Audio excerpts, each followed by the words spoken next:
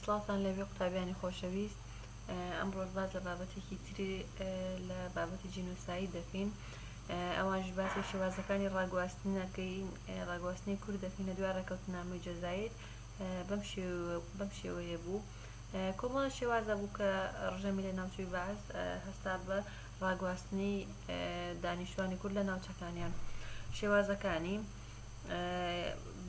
یەکەم شێوازی یەکەم ڕاگواستنی دانیشتوانی ئەو ناوچانەی کە بە شوێنی استراتیژی و بەرگریکردنی عێراقدا دەنرا، و دووەم ڕاگواستنی ناوچە نەوتیەکان، سێم ڕاگواستنی ناوچە سنووریەکان.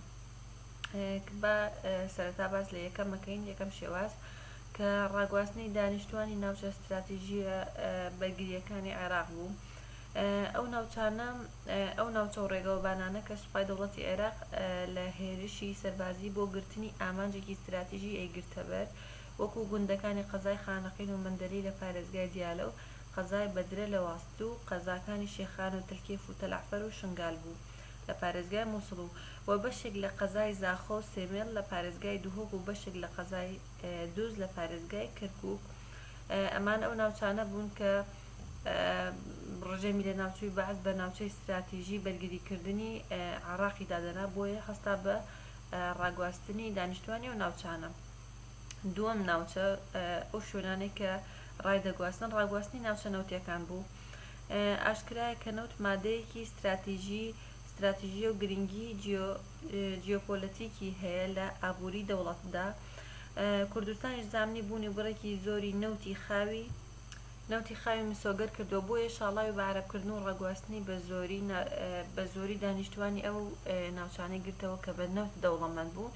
ناوچەکانی ژۆکوکوێ ئەو ناوچانە گرنگە کە بیزانن کە بەهۆی ئەوەی دەوڵەمەند بوو بە نەوتەوە ڕژەمی لە ناوچووی بەعز لە ناوێ بردن. ئەوانش لە دوو خاڵا باسی کردوون. یەکەم ناوەندی قەزای کەرکووک و قەزای دووبز لە پارێزگای کەرکووک، دووەم قەزای کۆیە لە پارێزگای هەولێر. سێم ناوچە کە بە ڕاگواستنی ناوچە سنووریەکان دادەنرا، ڕژەمی لە ناوچووی بەعز هەستا بە ڕاگواستنی ئەو ناوچانەی کە سنووری بوون.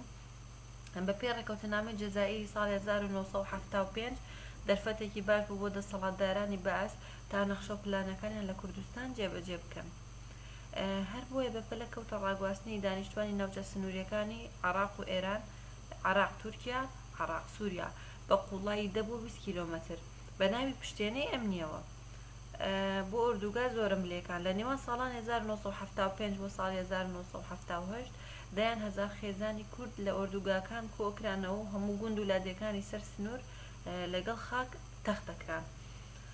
ناوچەکانیش ئەمانە بوون کە لە سێ خاڵا باسی کردووە. لە خاڵ یەکەم قەزای چۆمان و ڕەواندز و مێرگەسوور لە پارێزگای هەولێر، و دووەم هەردوو قەزای ئامێدی زاخۆ لە پارێزگای دوهۆک. خاڵی سێم قەزاکانی قەڵاتزێ و ڕانیە و شارباژێڕ و شارەزور و سەرجەم گوندە سنووریەکانی نێوان عێراق و ئێران لە پارێزگای سلێمانی. هەر لەو چوارچێوەیەشدا سیاسەتی بە عەرەبکردن حکومەتی بەعز ناوی پارێزگای کەرکووکی گۆڕی بۆ پارێزگای تەئەمیم و دووبارە نەخشەی پارێزگاکەی داڕشتەوە بە پێی نووسراوی سەرۆکایەتی کۆمار ژمارە 41 لە 29 ساڵی 1976 لە هەر چوار قەزای چەمچەماڵ و کفری و دووسخونمات و کەلار و لە پارێزگاکە دامەڵدران و لەکێنرا بە پارێزگای سلێمانی و دیالە و سەلاحەدین بە ڕیزبەندی. ئامانجی کەمکردنەوەی ڕێژەی کورد بوو لە پارێزگای کەرکووک کار بکات، چونکە ئەم ڕاپەڕینە مێژوویە هەموو ئەو ناوچانەشی گرتەوە کە بەعز بەدەیان ساڵ و خەریک و سڕینەوەی مۆرکەنەتەوەی کوردیەکانی بوو. هەروەها لە مای هەمان ساڵ کورد چووە ناو دانوستانەوە لەگەڵ حکومەتی عێراق بە مەبەستی بەدیهێنان و چەسپانی مافەکانی لە عێراق، بەڵام دانوستانەکە زوو گەیشتە بنبەست. بۆچی؟ وەکو پرسیاری زۆر گرنگە. لەبەرەوەی حکومەتی ئەوسا عێراق هەرگیز ڕازی نەبووە بە داواکاریەکانی کورد کە یەکێکیان گەڕانەوەی ئاوارەکانی کەرکووک بوو بۆ زێدی خۆیان.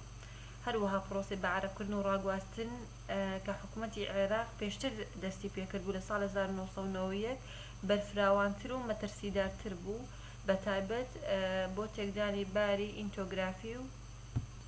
ئینتۆگرافی و نەتەوەی پارێزگای کەرکووک و شارەکانی دیکەی دەسەڵاتی ڕژەمی بەعز تا ڕووخانی ڕژەم لە 9 چواری 2003.